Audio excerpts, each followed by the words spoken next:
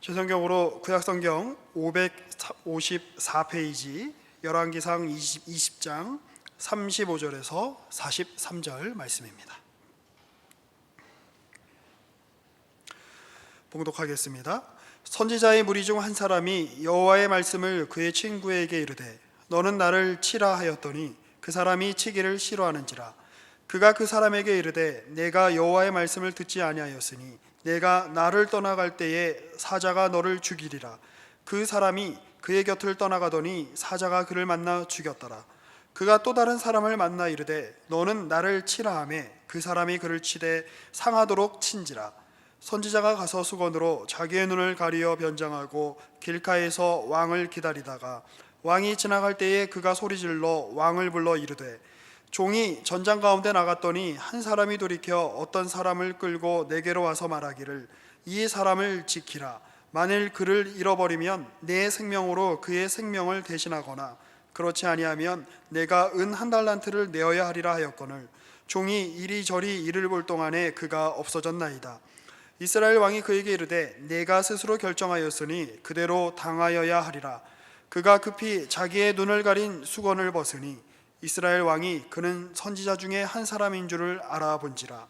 그가 왕께 아뢰되 여호와의 말씀이 내가 멸하기로 작정한 사람을 내 손으로 놓았은즉 내 목숨은 그의 목숨을 대신하고 내 백성은 그의 백성을 대신하리라 하셨나이다. 이스라엘 왕이 근심하고 답답하여 그의 왕궁으로 돌아가려고 사마리아에 이르니라. 아멘. 우리가 아합이라는 한 왕에 대해서 같이 말씀을 나누고 있습니다. 아합 왕으로 넘어온 지 굉장히 몇 주가 지났는데도 불구하고 아합 이야기는 별로 다루지 않고 계속 엘리야 이야기만 했었던 것 같습니다. 그만큼 이 아합 치세를 다루면서 아합의 다스릴 때의 이야기들을 소개하면서 열왕기서에서는 많은 부분을 할애해서 엘리야라는 인물을 먼저 소개해서 아합과 이렇게 비교하고 대조하고 또 아합의 치세가 어떤 성질의 것이었는가를 먼저 밝혀주는 모습을 우리가 볼 수가 있습니다. 열왕기서에서 아합의 치세에 관해 할애되고 있는 장수는 총 6장인데요. 그 중에서 3장은 아합이 주인공이 아닌 들러리로 등장을 합니다. 주인공은 엘리야인 것처럼 보이죠. 하나님의 선지자 엘리야, 어디서 왔는지 출신 지역은 나타나 있지만 그 출신지가 어디인지 잘 알지 못하는 야생의 인물이 등장을 해서 이스라엘 전체를 휘저어 놓고 또 아합과 그 아합의 아내 이세벨이 이스라엘 안에 심어놓은 그 바알 종교를 뿌리채 뒤흔들고 또 호련히 사라지는 모습을 우리가 보게 됩니다.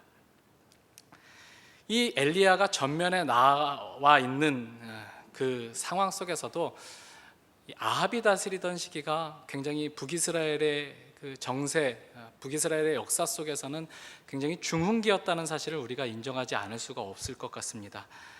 그때까지 북이스라엘 왕국에서는 그 어떤 왕조도 2대를 넘어가지 못했습니다. 왕조가 세워지고 여로보암 왕조가 세워지고 2대째를 지나면 또 반란이 일어나서 또 다른 왕조 바하사 왕조가 세워지고 그 왕조도 2대째를 지나서 또 반란을 맞아 왕조의 문을 닫고 그 다음에 시므리에 이어 오므리가 나라를 평정하고 왕조를 세운 다음에 굉장히 유능한 왕이었다고 우리가 살펴본 바와 같이 나라의 기틀을 다 잘 닦아서 이제 오므리의 뒤를 이은 2대 왕 아합 왕 때에는 굉장히 그 평안을 구가하게 됩니다. 그 당시에 북이스라엘 왕국에서 늘 2대째마다 있어 왔던 반란이 하나도 일어나지 않았다는 것, 그런 이야기에 관해서는 아무런 소개가 없었다는 점만 해도 그의 치세가 얼마나 안정적이었느냐, 또 그리고 그가 20년이 넘는 세월을 북이스라엘에서 왕노릇을 하였다는 것을 볼 때 그의 치세가 얼마나 안정적이었나를 우리가 어림잡아 생각해 볼 수가 있을 것입니다. 그러나 우리가 열왕기서에서의 기록을 통해 확인하는 바는 성경의 관심이 한 왕이 다스리던 때 그 나라에 대한 평가가 그가 얼마나 많은 무력을 가졌는가, 경제력을 가졌는가, 정치력을 가졌는가, 외교력을 발휘했는가에 있지 않고 그가 얼마나 하나님의 말씀에 순종했느냐에 주된 관심을 두고 있다는 것을 우리가 알 수 있습니다. 다시 한번 아합이 처음 소개되고 있는 16장 29절 이하의 말씀을 잠깐 보면은요, 몇 페이지만 앞으로 넘기시면 되죠. 16장 29절. 유다의 아사왕 제38년에 오므리의 아들 아합이 이스라엘의 왕이 되니라. 오므리의 아들 아합이 사마리아에서 22년 동안 이스라엘을 다스리니라. 오므리의 아들 아합이 그의 이전의 모든 사람보다 여호와 보시기에 악을 더욱 행하여 느밧의 아들 여로보암의 죄를 따라 행하는 것을 오히려 가볍게 여기며 시돈 사람의 왕 엣바알의 딸 이세벨을 아내로 삼고 가서 바알을 섬겨 예배하고 사마리아에 건축한 바알의 신전 안에 바알을 위하여 제단을 쌓으며 또 아세라상을 만들었으니 그는 그 이전에 이스라엘 모든 왕보다 심히 이스라엘 하나님 여호와를 노하시게 하였더라. 이렇게 평가를 하고 있습니다. 아합 왕 치세에 대한 개요를 먼저 소개해주고 있는 대목이죠. 아합 왕은 어떤 왕이었는가? 이스라엘 모든 왕들보다 더욱 악을 행한 왕이었다. 하나님을 더욱 분노케 한 왕이었다. 이렇게 소개가 되고 있습니다. 그리고 이제 본격적으로 아합 시대의 이야기를 펼치면서 17장부터 22장에 걸쳐서 이제 아합 시대에 있었던 사건들을 소개하고 있는데요. 이 사건들은 그 16장 29절 이하에 있었던 평가, 아합 왕은 이스라엘 그 어떤 왕들보다도 악한 왕이었고 이 아합 왕 시대에 하나님의 진노는 극에 달했다라는 사실을 구체적으로 실증적으로 이렇게 보여주고 있는 사건들을 소개하고 있는 이야기들인 것입니다. 그래서 북이스라엘 왕국에 하나님께서 선지자 엘리야를 통해서 직접적으로 개입하지 않을 수 없었다 하는 것이 하나님 편에서의 그 개입이고, 그래서 디셉 사람 엘리야라는 선지자가 아합 왕에 대한 이야기를 하기도 전에 먼저 등장해서 아합과 대결을 펼치는 이야기로 이 아합의 이야기가 소개되고 있는 것입니다. 그래서 17장부터 19장까지의 이야기를 보면 이런 악한 왕이 다스리는 이스라엘 안에서 여전히 하나님이 역사하시는가, 여전히 하나님이 이스라엘을 다스리고 계시는가에 대한 답을 17, 18, 19장을 통해서 하나님의 사람 엘리야를 통해 답을 주고 있죠. 17장은 그런 내용이었습니다. 하나님의 사람들이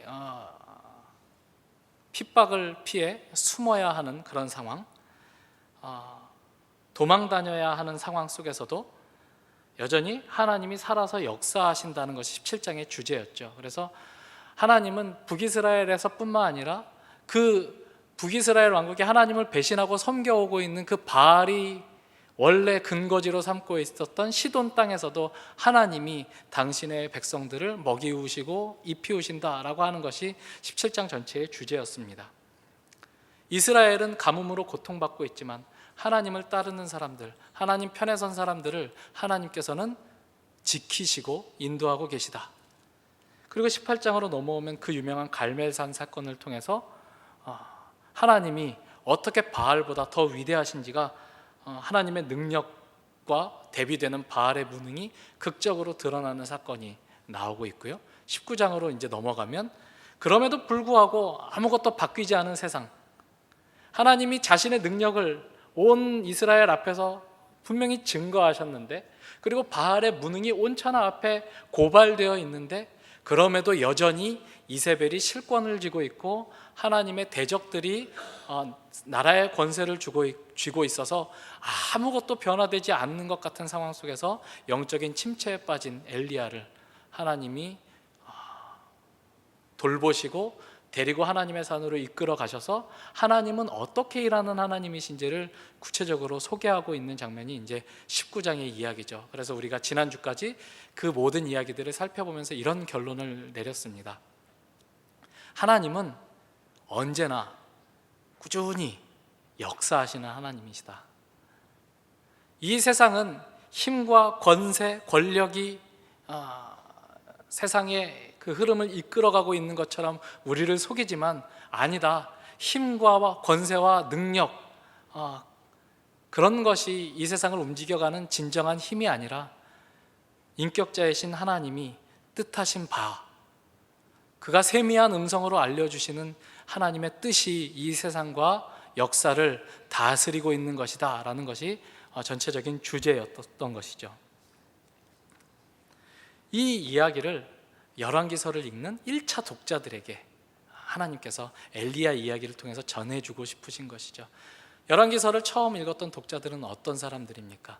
나라가 완전히 망하고 폐허가 된 상황, 그리고 약속받은 땅 가나안을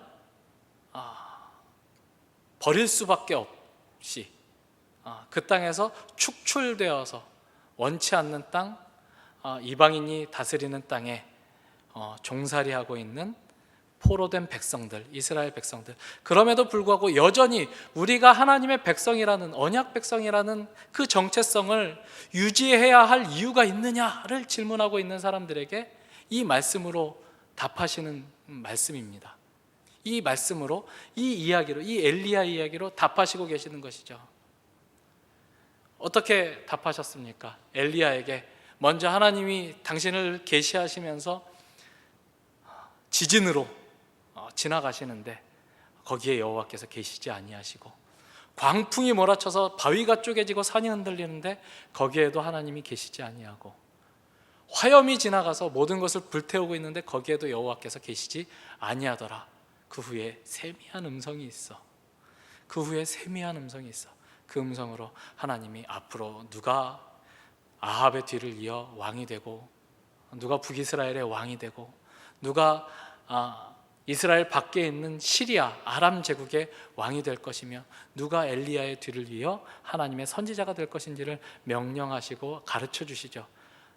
나는 역사와 우주를 다스리고 있다. 내가 품은 뜻이 역사 속에서 펼쳐질 것이다. 그러니 걱정하지 말아라. 이 이야기를 제1차 독자에게, 그리고 그 1차 독자뿐 아니라 오고 오는 성경을 읽는 모든 하나님의 백성들에게 하나님께서 말씀해 주고 계시는 대목입니다. 그리고 나서 다시 아합 이야기로 돌아오는 것입니다. 하나님은 여전히 이 세상을 다스리고 있다. 아합이 실권을 가지고 있고 하나님을 전혀 두려워하지 않는 그 이세벨이, 바알을 섬기는 이세벨이 그 나라의 모든 권력을 쥐고 있다 할지라도 하나님이 그 나라를 다스리고 있는 것이다 라는 주제를 가지고 그것을 밑바탕에 깔아놓고 아합 이야기를 소개하고 있는 것이죠. 20장에서부터 22장까지 아합의 이야기가 소개가 되고 있는데요, 이 20장부터 22장까지의 이야기는 그 아람, 즉 시리아와의 전쟁을 배경으로 하고 있는 이야기입니다. 아합이 북이스라엘을 다스리던 시기는 그 고대 근동 세계에서 북쪽의 그 아시리아 제국이 슬슬 거대 제국으로 발돋움하고 있었던 시기입니다. 북쪽에서 아시리아라는 큰 나라가 일어나고 있을 때 아람은 그 시리아 제국은 아시리아 바로 밑에 있는 나라인데 북이스라엘과의 관계에서 아시리아와의 그 사이에 완충 지역을 만들어내고 있는 나라이죠. 그 나라의 왕이 벤하닷인데 벤하닷은 그 아수르의 위협을 직접적으로 경험하면서 아수르에 대항하여 반아시리아 그 전선을 구축하고 있었습니다. 그래서 주변 군소 국가들을 규합하여 대아시리아 저항 전선을 이렇게 딱 만드는 것이죠. 오늘 본문이 속한 20장, 열왕기상 20장 말씀을 보시면 아람의 그 벤하닷 왕, 그 시리아의 벤하닷 왕이 32명의 왕을 이끌고 사마리아를 쳐들어와서 포위했다. 북이스라엘을 쳐들어와서 사마리아를 포위했다라는 이야기가 나오는데요, 32명의 왕들은 아마도 그 아람 왕, 그 벤하닷이 맹주로 있었던 대아시리아 저항 연맹에 그 속한 군소 국가들의 그 영주였을 것입니다. 32명의 작은 나라들을 규합하는 것에 만족하지 않고 이 벤하닷 왕이, 시리아 왕이 북이스라엘도 자신의 영향 아래에 두려고 합니다. 북이스라엘도 자신의 영향 아래에 두기 위해서, 그래서 봉신국가로 만들어버리기 위해서 사마리아로 진군해 오는 것이죠. 그리고 3절에 보시면 사신을 보내서 항복을 요구합니다. 뭐라고 하냐면 내 은금은 내 것이요 내 아내들과 내 자녀들의 아름다운 자도 내 것이니라. 이 말은 통상적인 요구입니다. 나의 그 제국에 항복하고 그 제국의 연맹에 들어와라. 봉신 국가가 되어라. 항복을 받아내고 조약을 체결한 다음에 적당한 조공을 설정하고 또 인지를 상호 교환하면 되는 그런 요청입니다. 이거 무슨 특별한 정말로 네 은금을 내가 다 가져가고 네 자녀들 중에서도 아름다운 놈들을 내가 다 데려가겠다, 이런 그 실질적인 표현이 아니라 그 당시의 외교적인 표현인 것이죠. 너는 우리나라의 그 복속된 국가다, 항복을 받아들여라, 이런 요구입니다. 아합 왕이 사태가 심각함을 감지하고 그리고 자기의 힘으로 이 위기를 타개할 능력이 없음을 간파하고 그 항복 요구에 응답을 합니다. 모든 항복 요구를 받아들이겠다. 그러면 이제 어떻게 하면 되냐면 그 당시의 외교적인 관례에 따라서 조약 문서를 체결하고 조공을 설정하고 인지를 교환하면 되는 문제인데, 이 벤하닷 왕이 거기서 그치지 않고 조금 더 욕심을 냈던 것으로 보여요. 20장 5절에 보시면 사신들이 다시 와서 이르되 벤하닷이 이르노라 내가 이미 네게 사람을 보내어 말하기를 너는 네 은금과 아내들과 자녀들을 내게 넘기라 하였거니와 내일 이맘때에 내가 내 신하들을 내게 보내리니 그들이 네 집과 내 신하들의 집을 수색하여 내 눈이 기뻐하는 것을 그들의 손으로 잡아 가져가리라 한지라. 이렇게 말합니다. 아까는 외교적인 표현에 그 항복을 권유하는 그 말이었다면, 이번에는 더 직접적으로 우리가 빈손으로 돌아갈 수 없으니까 마음껏 너희 집안과 너희 신하들의 집안을, 이 사마리아 성 전체를 약탈해 가겠다. 굉장히 굴욕을 안겨주는 표현인 것이죠. 더욱더 이미 항복을 받아들인 것도 굉장히 그 아합 왕 입장에서는 굴욕적이었을 텐데 그뿐 아니라 더 굴욕적인 태도를 요구하는 것이죠. 사마리아 왕궁을 학법적으로 약탈해 가겠노라, 여기에 대해서 아무 말도 하지 말아라 요구하는 것입니다. 이런 요청은 사실상 그 당시에 그 외교적 관례를 넘어서는 굉장히 굴욕을 안기는 조건이었고, 이에 대해서 아합 왕이 비상대책회의를 소집합니다. 비대위가 지금만 있는 것이 아니라 그때도 있는 것이죠. 국가적인 위기 상황을 맞아서 이 일을 어떻게 해야 되나. 이 벤하닷 왕이 그냥 항복을 요구하고 적정한 외교적 관계를 설정하자고 하는 데서 그치지 않고 굉장히 굴욕적으로 사마리아 왕궁 전체를 약탈해 가겠다라고 요구하고 있는데, 이에 대해서 내가 어떻게 반응해야 되겠는가? 왜 그런 회의를 소집하겠습니까? 그 요구를 받아들일 수는 없는데 그것을 거절하고 싸우자니 객관적인 전력에서 너무나 밀리기 때문에 자기 혼자만 독단적으로 결정할 수 없기 때문에 백성들의 장로들을 불러 모아 전체의 의견을 모으는 것이죠. 그래서 그 전체의 의견은 어떻게 결정되었냐? 이대로 우리가 물러설 수 없습니다. 이 요청을, 이런 굴욕적인 요청을 다 받아들여서는 안 될 것입니다. 싸웁시다 해서 북이스라엘 사이와 아람 사이에 전쟁이 발발을 하게 됩니다. 그러나 이 전쟁은 우리가 살펴본 대로 객관적인 전력에서 북이스라엘 왕국의 절대 열세의 전쟁이었습니다. 이미 그 아람 연합군이 북이스라엘 왕국의 수도인 사마리아까지 진격해 들어와서 그것을 포위하고 있었던 상황임을 생각해 보면 양측의 전력이 얼마나 차이가 나는지를 우리가 어림잡아 짐작할 수가 있죠. 그렇게 패색이 짙은 그때 하나님께서 한 선지자를 보내서 이 아합 왕에게 말씀을 전합니다. 구원과 승리를 약속하는 선지자를 보내시죠. 13절에 보시면 한 선지자가 이스라엘의 아합 왕에게 나아가서 이르되 여호와의 말씀이 내가 이 큰 무리를 보느냐, 그 아람 연합군의 큰 무리를 보느냐 이렇게 묻는 것이죠. 내가 오늘 그들을 내 손에 넘기리니 너는 내가 여호와인 줄을 알리라 하셨나이다. 하나님이 아합 왕 당신에게 가서 이렇게 말하랍니다. 이 큰 무리를 네가 다 보고 있지 않느냐?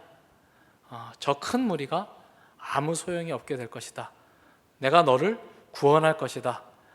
북이스라엘이 멸망당하지 않게 하실 것이다. 이 전쟁에서 승리를 약속한다. 이런 표현이죠. 의문이 생깁니다. 아합 왕은 하나님의 이런 호의를 받을 만한 왕이 아닌데 도대체 왜 아합 왕에게 하나님이 구원과 승리를 주시는가? 구원과 승리보다는 심판과 저주가 합당하지 않은가? 이런 생각이 듭니다. 그러나 언제나 은혜라는 표현이 가진 것처럼 은혜라는 것은 그것을 받는 이의 자격과 상관없이 주어지기 때문에 은혜라고 하는 것이죠. 하나님이 아합 왕에게 은혜를 베풉니다. 이것은 아합 왕 개인에게 하나님이 베푸신 것이 아니라 아합 왕이 북이스라엘 왕국 전체의 대표자로 서 있기 때문에 하나님이 그 나라 전체에 하나님의 은혜를 베푸신다라는 뜻으로 받아들여야 될 것입니다. 그리고 이 이야기에서의 핵심은 아합 왕이 하나님의 은혜를 입었다는 데 있지 않습니다. 물론 그가 하나님의 은혜를 입은 것은 사실이지만 하나님께서 아합 왕에게 은혜를 베푸셨다가 주제가 아니라 여기서 하나님께서 강조하시고 있는 것처럼 이 전쟁의 핵심은 아합 왕을 구원하는데 아합 왕에게 승리를 주시는 데 있지 않고 아합 왕과 또 아합 왕이 대표하고 있는 북이스라엘 왕국 전체의 백성들이 하나님이 여호와이신 줄을 알게 하는데 그 목적이 있다고 하나님이 분명히 밝히십니다. 전쟁의 성격이 설정되는 것이죠. 이 전쟁은 왜 일어나느냐? 이 전쟁에서 하나님은 왜 아합에게 승리를 주시느냐? 하나님이 여호와이심을 알게 하기 위하여, 경험하게 하기 위하여 하나님이 이 전쟁을 허락하셨다 말씀하고 있는 것입니다. 아합 왕은 북이스라엘 백성들의 대표자, 언약 백성의 대표자로 지금 서 있습니다. 그러므로 아합이 하나님을 경험하고 깊이 알아서 하나님과 올바른 관계를 맺게 된다면 북이스라엘 왕국 전체로 볼 때 하나님의 은혜가 개인적인 경험으로 국한되는 것이 아니라 국가적인 전체 언약 백성에게 하나님의 은혜가 수여되고 경험되는 것이죠. 그래서 그것을 의도하여 하나님께서 온 이스라엘 백성들에게 하나님이 어떤 분이신지를 알리시기 위하여 이 아람과의 전쟁을 허락하시는데 20장을 보시면 두 번 전쟁이 일어납니다. 처음 전쟁은 아람 베나다운 왕이 32명의 지방 영주들을 이끌고 사마리아를 에워쌉니다. 하나님께서 약속해 주셨던 것처럼 선지자를 통해서 구체적으로 말씀을 주시고 그 말씀에 따라 전쟁을 수행했을 때 승리를 거두는 놀라운 일을 경험하게 됩니다. 그러나 그 전쟁은 거기에서 그치지 않고 다음 해가 바뀌면 다시 아람 왕이 쳐들어올 것이라는 선지자의 경고를 받고 2차 전쟁이 발발을 하게 되는데요. 그 2차 전쟁을 보시면 두 번째 전쟁에서는 그 해를 넘겨서 다시 전열을 재정비하고 사마리아에서의 실수를 거듭하지 않으려는 그 아람 측의 준비가 상세히 소개가 되고 있습니다. 22절부터 보시면 26절부터 보시면 해가 바뀌니 베나닷이 아람 사람을 소집하고 아벡으로 올라와서 이스라엘과 싸우려고 하였다 이렇게 되어 있습니다.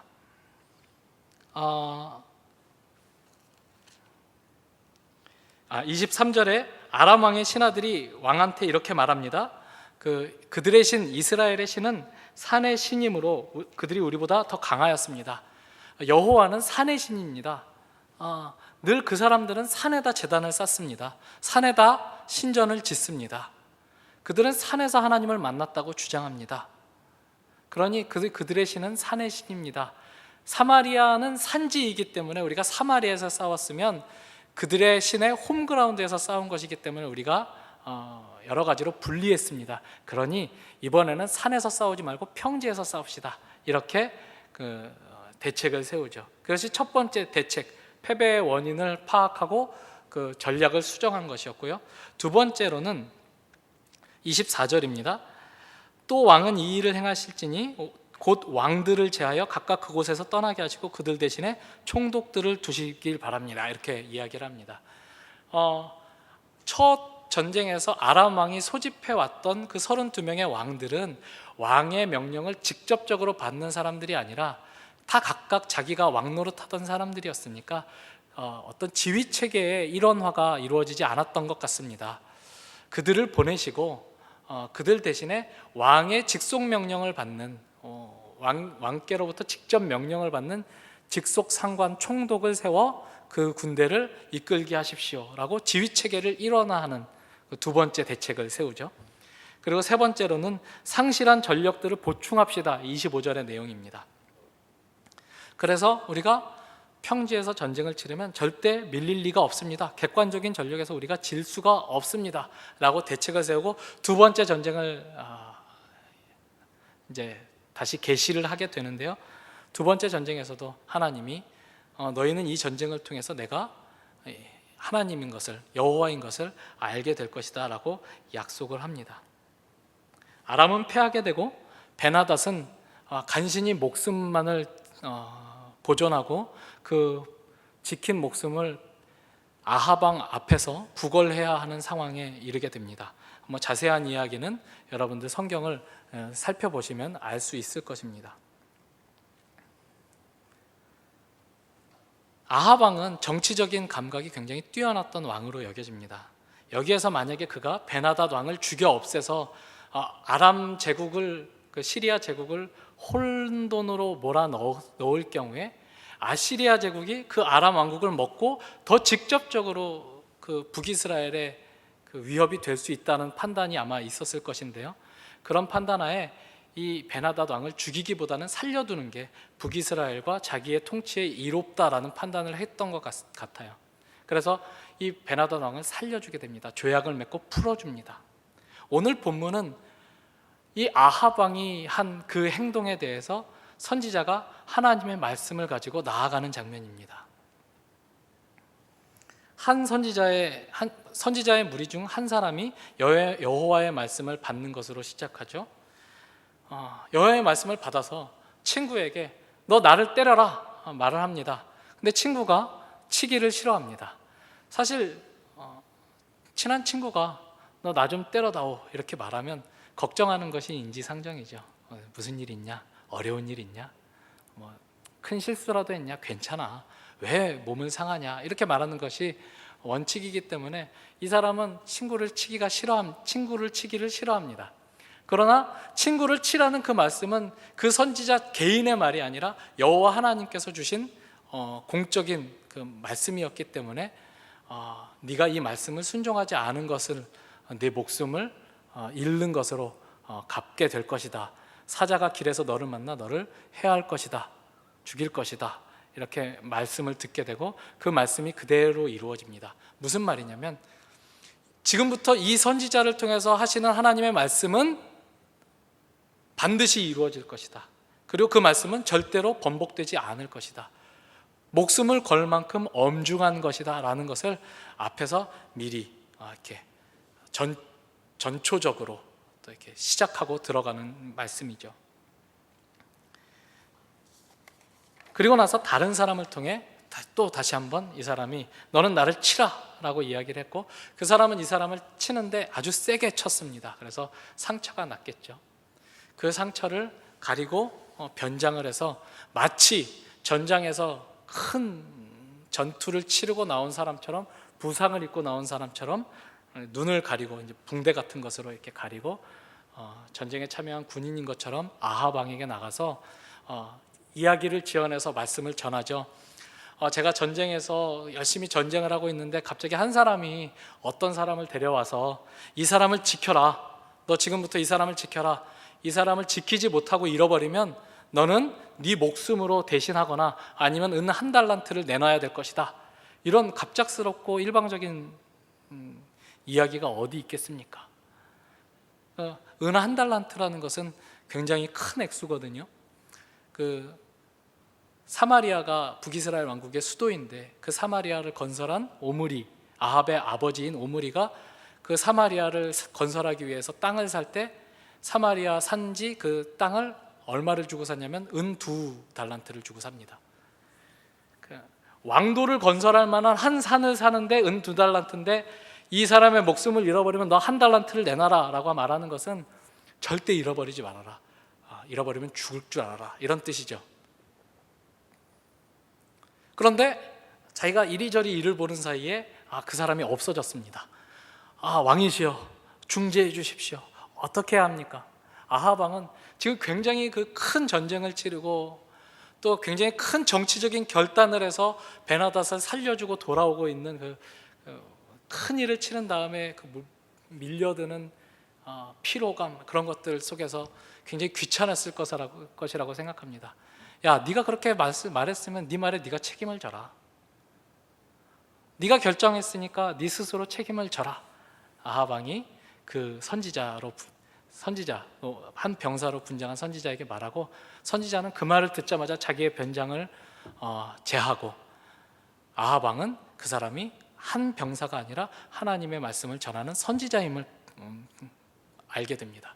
그리고 하나님의 말씀이 전해지죠. 내가 멸하기로 작정한 사람을 놓아주었으므로 네 목숨으로 그 사람의 목숨을 대신하고 네 백성으로 그 사람의 백성을 대신하게 될 것이다. 우리는 22장으로 넘어가면 이제 다시 아람과 북이스라엘 왕국이 전쟁을 치르는 장면을 보게 되는데요. 3년 후에 베나닷이 다시 또 이번에는 베나닷이 전쟁을 일으킨 것이 아니라 이 아합 왕이 다시 전쟁을 일으키는데요. 그 전쟁을 통해서 이 하나님께서 선지자를 통해서 주신 예언의 말씀이 얼마나 정확하게 성취되고 이루어지는지를 보게 됩니다. 그리고 그것이 아합의 최후였음을 우리가 알게 되죠. 엘리야 이야기의 제일 마지막에서 하나님께서 말씀하신 대로 하나님은 무엇으로 이 세상을 다스리시는가? 하나님 당신이 계획한 뜻과 작정에 따라서 하나님이 이 세상을 다스려 가신다. 이 세상을 움직이는 것은 누가 더 많은 힘을 가졌는가, 누가 더 많은 권력을 가졌는가에 달려있는 것이 아니라 하나님이 어떤 계획을 가지고 계시는가, 그 하나님의 말씀에 어떻게 반응하느냐에 달려있는 것이다 라는 것을 굉장히 실증적으로 아합의 이야기를 통해서 전달해주고 있는 것이죠. 이 전쟁의 핵심은 무엇이었습니까? 내가 여호와인 것을 알게 하겠다. 하나님이 승리를 기대할 수 없는 상황에서 아합에게 승리를 주셨습니다. 아합에게 은혜를 베푸셨습니다. 그런데 그 은혜를 받은 아합은 은혜에 적절하게, 정당하게 반응하지 못하고 있습니다. 분명히 하나님이 내가 여호와인 줄 알게 하겠다라고 말씀하셨고 그 말씀을 이루셔서 아합 왕에게 승리를 2차례나 주셨는데도 불구하고 아합 왕은 하나님을 여호와로 인정하지 않습니다. 왜요? 하나님이 주신 명령보다 자신이 생각하기에 북이스라엘 왕국에 이로운 것, 자신이 생각하기에 정치적으로 더 옳은 결정, 자신이 생각하기에 더 외교적으로 잘하는 결정들을 따라 가고 있기 때문입니다. 만일 그가 여호와가 하나님이신 줄 알았다면 우리의 운명은 개인의 역량에 달려있는 것이 아니라 세상의 흐름이 어떻게 바뀌는가에 좌우되는 것이 아니라 하나님이 어떤 하나님이신지를 알고 그 하나님의 뜻에 어떻게 반응해야 하는가를 깨달았다면 이렇게 자기 소견에 옳은 대로 자기가 생각에 자기의 정치적인 감각에 의존해서 일을 결정하지 않았을 것인데 하나님의 뜻은 분명히 그 베나닷 왕을 멸하는 것이 하나님의 뜻인데 그 뜻을 정면으로 거슬려 그를 살려주고 자신이 보기에 옳은 결정을 내렸다라는 것이죠. 그리고 이 이야기는 어떻게 마무리되냐면 20장 43절에 보면 그러므로 네가 내 명령을 순종하지 않았기 때문에 내가 멸하기로 작정한 사람을 살려두었기 때문에 네 목숨으로 그 사람의 목숨을 대신하고 네 백성으로 그 사람의 백성을 대신할 것이라는 그 말씀을 듣자 43절에 이스라엘 왕이 근심하고 답답하여 그의 왕궁으로 돌아가려고 사마리아에 이르니라. 근심하고 답답했다라고 말하는 것을 보니까 굉장히 이렇게 내가 잘못했나? 하나님의 뜻을 내가 어겨서 하나님이 노하셨나? 이거 어떡하지? 걱정하는 것처럼 보이겠지만 원래 원문의 뜻은 마음이 상하고 분노를 표출했다 이런 뜻입니다. 무슨 뜻일까요? 왜 마음이 상하고 분노를 표출했을까요? 자기가 생각할 때는 이게 자기의 최선이죠. 이건 나만을 위한 것이 아니라 이스라엘 백성 전체를 위해서도 이 결정이 옳은 결정이라는 거죠. 하나님, 내가 이렇게 결정한 것이 옳고 바른 결정이고 정치적으로 외교적으로 얼마나 최선을 다해서 내가 고심을 해서 내린 결정인데 그렇게 쉽게 내 결정이 잘못되었다고 지적할 수 있습니까? 나는 그 결정에 동의할 수 없습니다. 이런 내용이죠. 말하자면 이런 겁니다. 도대체 어쩌라고? 여러분, 그런 생각 하나님 앞에 많이 들지 않습니까? 하나님 어쩌란 말입니까? 나를 이 세상 속에서 살게 하셔서 이 거친 경쟁 사회 속에서 이 대한민국이라는 정말 들끓는 사회 속에서 우리를 살게 하셨으면서 여기서 하나님의 뜻대로 살아가다가 어떤 꼴을 당하고 살아가라고 나한테 하나님의 뜻을 따르라고 자꾸 요구하십니까? 나는 최선을 다했습니다, 하나님. 이게 내 최선입니다. 이런 마음, 저는 이런 상담 많이 해봤습니다. 도대체 뭘 어쩌라고? 하나님이 이렇게 하신 것 아닙니까? 하나님이 나를 이 상황 속에 몰아넣은 것 아닙니까? 이 상황 속에서 내가 뭘 할 수 있겠습니까? 아니죠. 그러나 우리가 보건대 아합 왕은 이미 하나님의 은혜를, 하나님의 하나님 되심을 경험한 사람이라는 차원에서 우리가 이 문제를 접근해야 되는 것입니다. 하나님이 어떤 분이신지를, 그 객관적인 전력의 열쇠를 뒤집을 수 있는 하나님이라는 사실을 직접적으로 2차례나 경험했음에도 불구하고 정말 중요한 결정의 순간에서는 자기의 지혜를 따라 자기 소견에 옳은 대로 자기의 정치적인 감각과 결단에 따라 자기의 앞길을 계획하고 움직이고 있는 아합에 대해서 하나님이 경고하시고 심판을 선언하신 것입니다. 하나님은 매일매일 우리에게 선택의 기회들을 허락하십니다. 산다는 것은 계속해서 어떤 선택과 결단을 내려야 되는 일들의 연속일 것입니다. 그 속에서 하나님은 우리에게 내 뜻을 따라라, 내가 너에게 요구하는 바를 행해라, 하나님의 자녀답게 살아라, 네가 은혜를 받았다면 은혜를 받은 자녀로 너의 그 선택권을 활용하여 하나님의 백성다워라 라고 우리에게 요구하고 계십니다. 우리는 아합의 길을 걸어갈 수도 있고 예수의 길을 걸어갈 수도 있을 것입니다. 예수님은 어떻게 하셨죠? 누구든지 나를 따르려거든 자기를 부인하고 자기 십자가를 지고 나를 따라라. 누구든지 자기 목숨을 위하는 사람은 그 목숨을 잃게 될 것이고, 이순신의 말이 아니죠. 자기 목숨을 지키려는 사람을 잃게 될 것이고, 자기 목숨을 기꺼이 버리려는 사람은 그 목숨을 찾게 될 것이다 말씀하셨죠. 예수님은 하나님의 뜻을 순종하기 위해서 자기 목숨을 버리는 길을 기꺼이 가십니다. 손해보는 길, 욕먹는 길, 수치를 당하는 길, 왜 가시죠? 그 길을 가는 것이 하나님의 뜻이기 때문에 갑니다. 미련해 보이죠? 멍청해 보이죠? 그런 식으로 해서 어떻게 하나님 나라를 건설하겠습니까? 제자들도 그렇게 속으로 생각했을 것입니다. 아니요, 하나님이 하나님 나라를 이루어 가시는 방식은 그런 방식이라. 십자가를 통해서 하나님은 구원을 이루시고 하나님의 나라를 완성하신다는 것을 우리는 예수를 통해서 보게 됩니다. 아합은 결국 결정적인 순간이 되면 자기 소견에 오른 대로, 자기 판단을 따라서 최대한 자기 자신을 지킬 수 있는 길을 따라 결정을 하는 모습을 보게 됩니다. 하나님은 늘 신실하신데, 하나님은 어제나 오늘이나 동일하시고, 오늘 우리를 도우셨던 하나님이 아시리아 제국의 위협 속에서도 우리를 건지실 것이다 라는 그 오늘의 경험이 믿음을 만들어내지 못하고, 내일 걱정거리가 닥치면 또 그 걱정거리에 함몰되어서 어떡하지? 하나님의 뜻은 제쳐놓고 최선을 다해서 자기를 지키는 방법들을 구하는 아합의 모습. 지난주에 윤 목사님 설교해 주셨듯이 하나님은 늘 신실하신데, 천대를 두고 볼 만큼 변함이 없으신 하나님이신데, 우리는 그 안에서 일희일비하는, 하나님의 지적에 못마땅해 하고 분을 내고 도대체 어쩌란 말입니까를 연발하는 아합의 모습을 우리가 보게 되는 것입니다.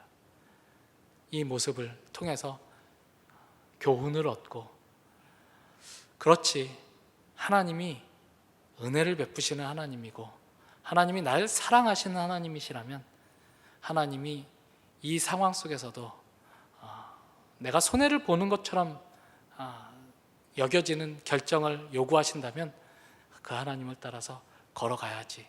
예수께서도 그렇게 그 길을 가셨듯이 우리도 십자가를 지고 가는 길을 가야지 라고 확인하시고 다짐하시는 이 말씀 되기를 바랍니다. 기도하겠습니다. 하나님 아버지, 감사합니다. 아합의 모습을 통해서 너무나 빠르게 마음이 변하는 한 사람의 모습을 보게 됩니다. 그리고 그 아합과 우리가 다르지 않음을 보게 됩니다.